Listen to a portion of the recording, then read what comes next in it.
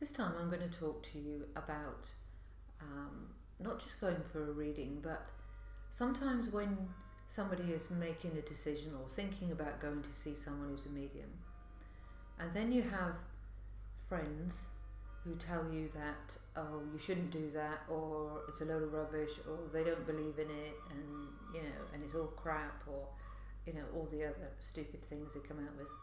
That's their opinion, and everybody's entitled to their opinion. Might be the wrong one, but they're entitled to it. And they clearly haven't had the gumption to get an informed opinion. Now, if somebody comes to me and says that they don't believe in mediumship or life after death or whatever, if they have an informed opinion, I've got all the time in the world for them, and I will sit and debate and talk about it. But if somebody comes to me and just wants to shout their mouth off about a subject they know absolutely nothing about, I am not interested. You don't have to be interested either. If you want to see someone, you really feel the need, then you shouldn't allow anybody else's opinion to sway you, particularly if they're not talking sense. Now, the other thing that's been thrown at me over the years, and interestingly enough, was one of these people was a vicar. Now, I've met some lovely vicars over the years, some really nice people, and I've met some that are not so nice people, just like every walk of life, really. And this particular vicar was giving me his opinion on one particular day, and started to quote the Bible at me, chapter and verse. Now, I don't have any problem with people believing in the Bible. If that brings them comfort, brilliant. Or whatever floats your boat. But what really annoys me is when they use things like this to try to control other people. That's not on. So, this gentleman is quoting parts of the Bible to me. And I said to him, well, okay, but it also says in the Bible, your sons and daughters shall see visions and hear voices, and they shall speak the truth in my name, and you shall listen to them, doesn't it? Well, he lost all colour from his face temporarily, and had to admit to me that yes, it did. And then added, but we don't use that bit. So you cherry pick then? No, he said, no, I wouldn't put it quite like that. I said, no, but I would. You cherry pick the bits you want people to listen to, and you leave out the other bits that might just give them some leeway to make up their own mind. It was a very short conversation. So next time anybody throws something at you, feel free to use it. You have to go and see somebody because you want to. Now, of all the hundreds of thousands of incredible experiences that I've had, there isn't a person alive or dead who could make me believe that it isn't real. The life after death isn't real. They haven't got a chance, because I have lived it every single day in a myriad different ways. And if you choose to walk this path and visit people who are really good, not half-baked ones, really good people, you too can make up your own mind. People should be allowed to make up their own minds, not be dictated to by people who really don't have a clue what they're talking about. Now, you can believe, you're entitled to believe whatever you want to believe, whatever feels right for you. I don't have a problem with all the religions in the world and all the belief systems that people have. It's a very personal thing. Fantastic if you have one, fantastic if you don't. If it makes you happy, it doesn't matter.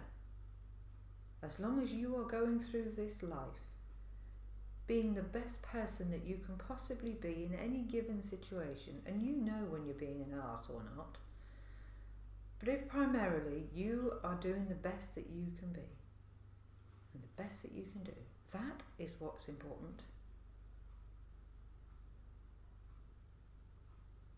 Now, meditation's another thing. Meditation is great. Absolutely brilliant in all its forms. But if you can't meditate, because some people say to me, well, I can't imagine things. Well, you don't have to. A walk on the beach is a meditation. A walk in the countryside is a meditation. Sitting and reading a book, a spiritual book, or a book that makes you happy, that lifts your spirit, is a type of meditation. Anything that takes your mind away from stress and worry and frustration and irritation, anything that makes you feel peaceful, is a meditation.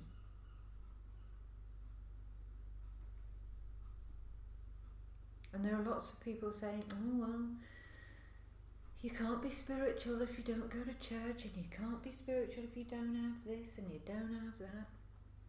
It's a load of bull. It's their opinion. If they want to fill their house with dream catchers and crystals and lights and all the rest of it, fine. If that's what makes them happy. But you don't have to do it. You can be a deeply spiritual person in the things that you do for other people, in putting yourself out for other people, in going and giving a homeless person a £5, and you don't care what they spend it on. Don't ever give something with a proviso that, oh, I don't expect you to buy any drink, or I don't expect you to go on drugs. You either give it because you want to give it, whatever it is, or don't. Don't put your expectations on other people. There's lots and lots of ways to be spiritual. Caring for the planet, for people, and praying. Again, you don't have to be a religious person. You don't have to fill your prayers with all these thys and thous. It is just like whether you want to appeal to God or divine consciousness or divine intelligence or Buddha, it's all the same thing. It is a divine intelligence, a divine consciousness. So if you want to say, okay folks, that so-and-so needs some healing, could you please send healing to so-and-so? Or could you please do this? Or could you please do that? You are heard. And all the hundreds of messages on the English Psychic Company Facebook site is testament to that. All the people that will ask us for healing, the moment that appears, there are at least 30 people and more will consciously take time out of their day to send or ask for healing for whoever that person is. And we don't need to know them. But healing energy will immediately go to that person, and we've had some staggering results because we know it works. You are consciously sending good thoughts to that person.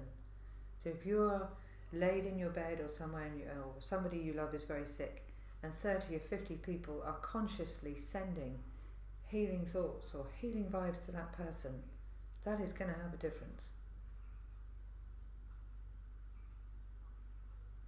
You can pass people in the street that you don't even know, and you can see they're going through a bad time, or they're down on their luck. You can ask for help for them. You can ask for them to be led to someone who can help them.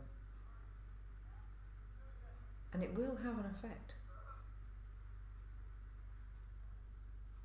And sometimes God, I refer to God because that's what I grew up with, that name, and it's comfortable for me and I use it. So you can be going along the street and see somebody and you really feel a compulsion to do something about their situation or to help them, or in small ways and in big ways. Always follow through, because you've been put there to notice them. So that means you have the ability to do something about their situation.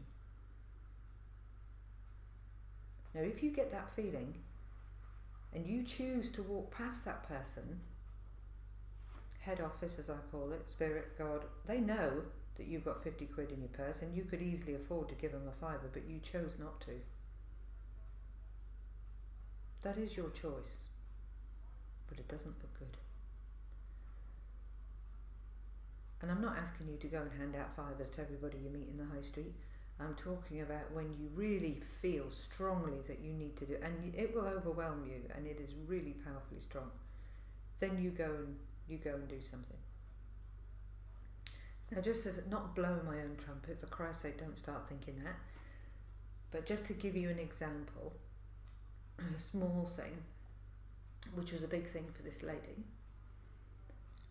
Some time ago now, I was in a baker's shop in town, and funny enough, it was one that I rarely ever go in. I don't think I've been in it since, but anyway, I happened to be going past, and I went in there to buy a pasty or something, and there was an elderly lady with a trolley beside me, and she was trying to buy, she bought herself a pasty, and she didn't have enough for an apple turnover, and she put the few pennies back in her purse and said no thank you very much, and she went outside. I thought, I'm not having that. So I bought 2 apple turnovers and I went outside and I said to her, would you please accept these from me, because I don't have a nan to buy apple turnovers for anymore. And she was absolutely delighted. Now, I don't know her, she doesn't know me, doesn't matter. Didn't feel the need to put it on social media. It's an important thing between you, that person, and whatever you perceive God to be.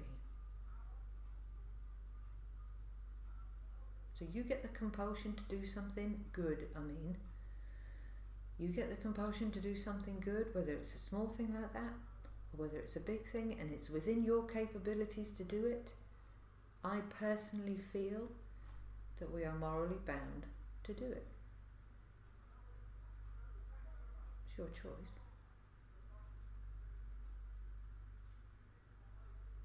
I'll leave those thoughts with you.